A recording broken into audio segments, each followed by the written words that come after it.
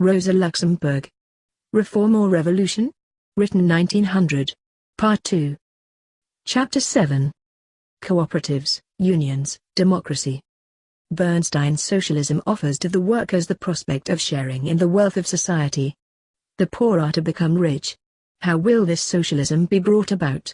His article in the Newsbeat, Problems of Socialism, contain only vague allusions to this question. Adequate information, however, can be found in his book. Bernstein's socialism is to be realized with the aid of these two instruments, labor unions, or as Bernstein himself characterizes them, economic democracy, and cooperatives. The first will suppress industrial profit, the second will do away with commercial profit. Cooperatives, especially cooperatives in the field of production, constitute a hybrid form in the midst of capitalism. They can be described as small units of socialized production within capitalist exchange. But in capitalist economy, exchanges dominate production. As a result of competition, the complete domination of the process of production by the interests of capital, that is, pitiless exploitation, becomes a condition for the survival of each enterprise. The domination of capital over the process of production expresses itself in the following ways. Labor is intensified. The workday is lengthened or shortened, according to the situation of the market. And, depending on the requirements of the market, labor is either employed or thrown back into the street. In other words, use is made of all methods that enable an enterprise to stand up against its competitors in the market. The workers forming a cooperative in the field of production are thus faced with the contradictory necessity of governing themselves with the utmost absolutism. They are obliged to take toward themselves the role of capitalist entrepreneur, a contradiction that accounts for the usual failure of production cooperatives, which either become pure capitalist enterprises or, if the workers' interests continue to predominate, end by dissolving. Bernstein has himself taken note of these facts. But it is evident that he has not understood them. For, together with Mrs. Potter Webb, he explains the failure of production cooperatives in England by their lack of discipline.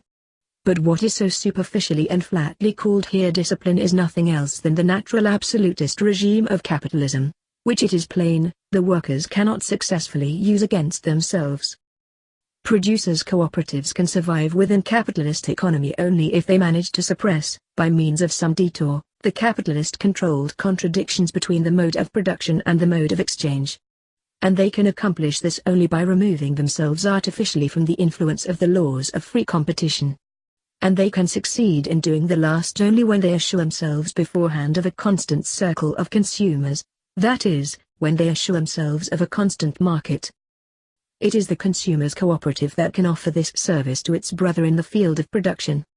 Here, and not in Oppenheimer's distinction between cooperatives that produce and cooperatives that sell, is the secret sought by Bernstein, the explanation for the invariable failure of producers' cooperatives functioning independently and their survival when they are backed by consumers' organizations. If it is true that the possibilities of existence of producers' cooperatives within capitalism are bound up with the possibilities of existence of consumers' cooperatives, then the scope of the former is limited, in the most favorable of cases, to the small local market and to the manufacture of articles serving immediate needs, especially food products. Consumers and therefore producers' cooperatives are excluded from the most important branches of capital production, the textile, mining, metallurgical and petroleum industries, machine construction, locomotive and shipbuilding. For this reason alone, forgetting for the moment their hybrid character, cooperatives in the field of production cannot be seriously considered as the instrument of a general social transformation. The establishment of producers' cooperatives on a wide scale would suppose, first of all, the suppression of the world market, the breaking up of the present world economy into small local spheres of production and exchange. The highly developed, widespread capitalism of our time is expected to fall back to the merchant economy of the Middle Ages. Within the framework of present society, producers' cooperatives are limited to the role of simple annexes to consumers' cooperatives. It appears, therefore, that the latter must be the beginning of the proposed social change. But this way the expected reform of society by means of cooperatives ceases to be an offensive against capitalist production. That is, it ceases to be an attack against the principal bases of capitalist economy. It becomes, instead, a struggle against commercial capital, especially small and middle-sized commercial capital. It becomes an attack made on the twigs of the capitalist tree. According to Bernstein, trade unions too are a means of attack against capitalism in the field of production. We have already shown that trade unions cannot give the workers a determining influence over production. Trade unions can determine neither the dimensions of production nor the technical progress of production. This much may be said about the purely economic side of the struggle of the rate of wages against the rate of profit, as Bernstein labels the activity of the trade union. It does not take place in the blue of the sky. It takes place within the well-defined framework of the law of wages. The law of wages is not shattered but applied by trade union activity. According to Bernstein, it is the trade unions that lead, in the general movement for the emancipation of the working class, the real attack against the rate of industrial profit. According to Bernstein, trade unions have the task of transforming the rate of industrial profit into rates of wages. The fact is that trade unions are least able to execute an economic offensive against profit. Trade unions are nothing more than the organized defense of labor power against the attacks of profit. They express the resistance offered by the working class to the oppression of capitalist economy. On the one hand, trade unions have the function of influencing the situation in the labor power market. But this influence is being constantly overcome by the proletarianization of the middle layers of our society, a process which continually brings new merchandise on the labor market. The second function of the trade unions is to ameliorate the condition of the workers. That is, they attempt to increase the share of the social wealth going to the working class. This share, however, is being reduced with the fatality of a natural process by the growth of the productivity of labor. One does not need to be a Marxist to notice this. It suffices to read Rodberter's In Explanation of the Social Question. In other words, the objective conditions of capitalist society transform the two economic functions of the trade unions into a sort of labor of Sisyphus, which is, nevertheless, indispensable. For as a result of the activity of his trade unions, the worker succeeds in obtaining for himself the rate of wages due to him in accordance with the situation of the labor power market. As a result of trade union activity, the capitalist law of wages is applied and the effect of the depressing tendency of economic development is paralyzed, or to be more exact, attenuated. However, the transformation of the trade union into an instrument for the progressive reduction of profit in favor of wages presupposes the following social conditions. First, the cessation of the proletarianization of the middle strata of our society. Secondly, a stoppage of the growth of productivity of labor.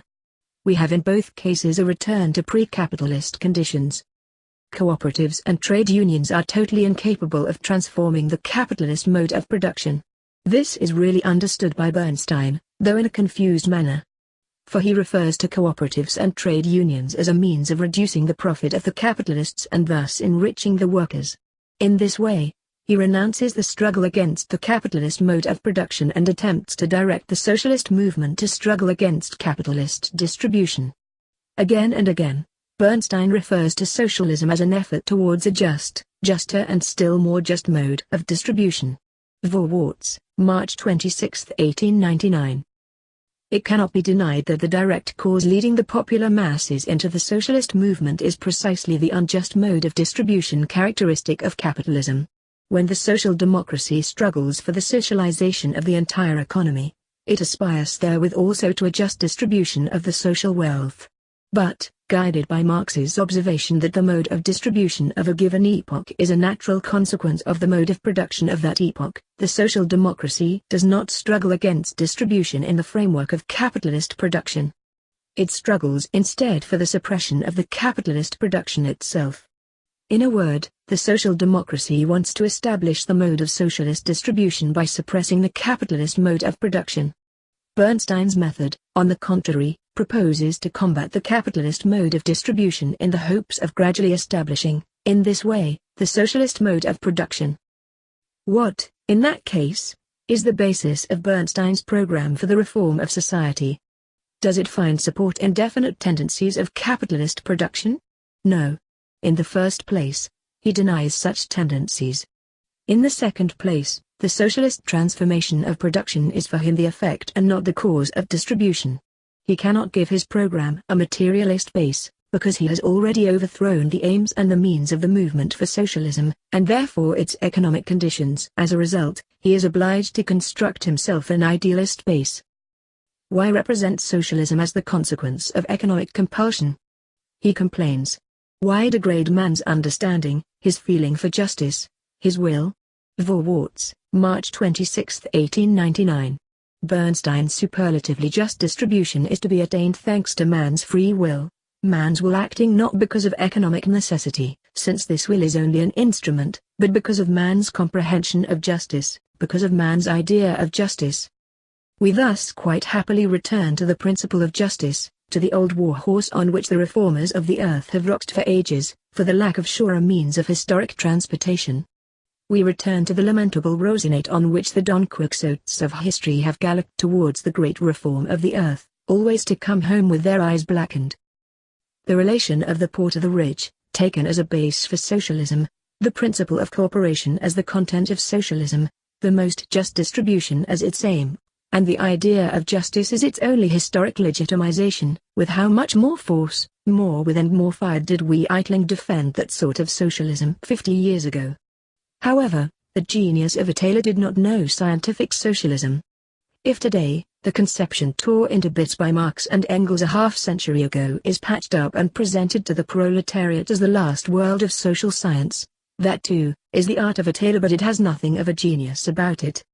Trade unions and cooperatives are the economic support for the theory of revisionism. Its principal political condition is the growth of democracy. The present manifestations of political reaction are to Bernstein only displacement. He considers them accidental, momentary, and suggests that they are not to be considered in the elaboration of the general directives of the labor movement. To Bernstein, democracy is an inevitable stage in the development of society. To him, as to the bourgeois theoreticians of liberalism, democracy is the great fundamental law of historic development, the realization of which is served by all the forces of political life. However, Bernstein's thesis is completely false.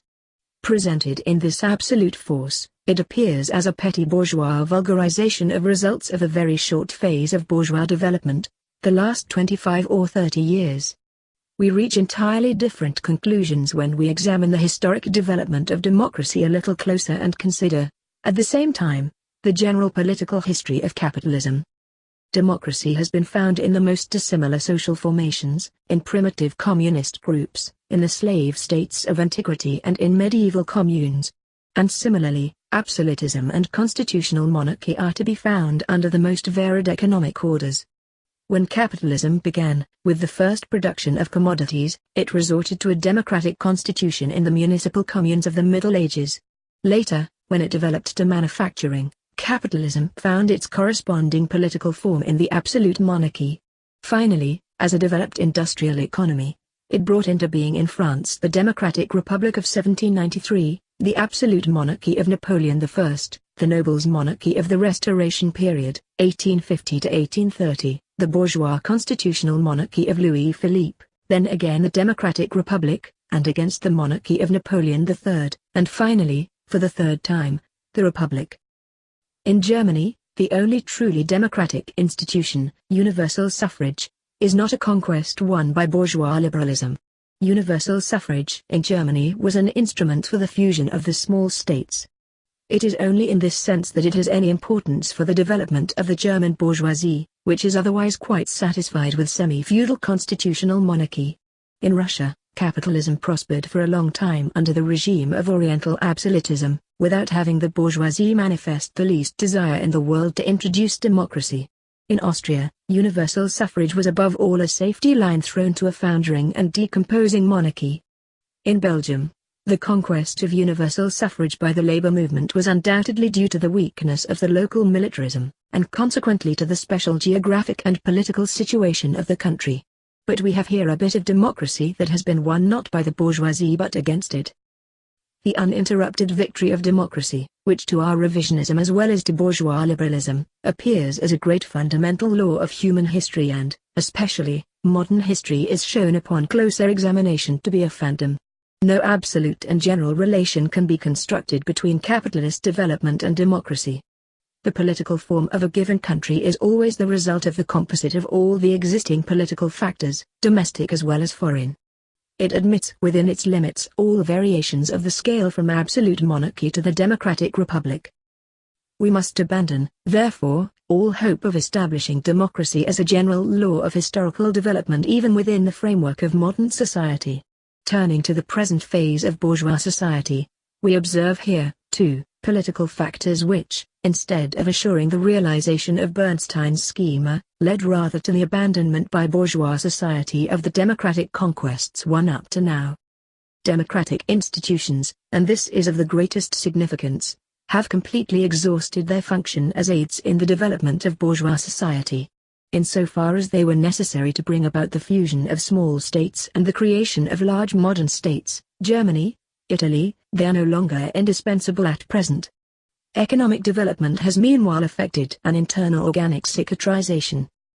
The same thing can be said concerning the transformation of the entire political and administrative state machinery from feudal or semi-feudal mechanism to capitalist mechanism. While this transformation has been historically inseparable from the development of democracy, it has been realized today to such an extent that the purely democratic ingredients of society, such as universal suffrage in the republican state form, may be suppressed without having the administration, the state finances, or the military organization find it necessary to return to the forms they had before the March Revolution. If liberalism as such is now absolutely useless to bourgeois society, it has become, on the other hand, a direct impediment to capitalism from other standpoints. Two factors dominate completely the political life of contemporary states, world politics and the labor movement. Each is only a different aspect of the present phase of capitalist development. As a result of the development of the world economy and the aggravation and generalization of competition on the world market, militarism and the policy of big navies have become, as instruments of world politics, a decisive factor in the interior as well as in the exterior life of the great states. If it is true that world politics and militarism represent a rising tendency in the present phase of capitalism, then bourgeois democracy must logically move in a descending line. In Germany the era of great armament began in 1893, and the policy of world politics inaugurated with the seizure of Kiev were paid for immediately with the following sacrificial victim: the decomposition of liberalism, the deflation of the Centre Party, which passed from opposition to government. The recent elections to the Reichstag of 1907 unrolling under the sign of the German colonial policy were, at the same time, the historical burial of German liberalism. If foreign politics push the bourgeoisie into the arms of reaction, this is no less true about domestic politics, thanks to the rise of the working class. Bernstein shows that he recognizes this when he makes the social democratic legend, which wants to swallow everything, in other words, the socialist efforts of the working class, responsible for the desertion of the liberal bourgeoisie. He advises the proletariat to disavow its socialist aim so that the mortally frightened liberals might come out of the mousehole of reaction. Making the suppression of the socialist labor movement an essential condition for the preservation of bourgeois democracy, he proves in a striking manner that this democracy is in complete contradiction with the inner tendency of development of the present society. He proves, at the same time, that the socialist movement is itself a direct product of this tendency. But he proves, at the same time, still another thing. By making the denouncement of the socialist aim an essential condition of the resurrection of bourgeois democracy, he shows how inexact is the claim that bourgeois democracy is an indispensable condition of the socialist movement and the victory of socialism. Bernstein's reasoning exhausts itself in a vicious circle. His conclusion swallows his premises. The solution is quite simple. In view of that fact that bourgeois liberalism has given up its ghost from fear of the growing labor movement and its final aim, we conclude that the socialist labor movement is today the only support for that which is not the goal of the socialist movement, democracy. We must conclude that democracy can have no support. We must conclude that the socialist movement is not bound to bourgeois democracy but that, on the contrary, the fate of democracy is bound up with the socialist movement. We must conclude from this that democracy does not acquire greater chances of survival, as the socialist movement becomes sufficiently strong to struggle against the reactionary consequences of world politics and the bourgeois desertion of democracy. He who would strengthen democracy should want to strengthen and not weaken the socialist movement. He who renounces the struggle for socialism renounces both the labor movement and democracy.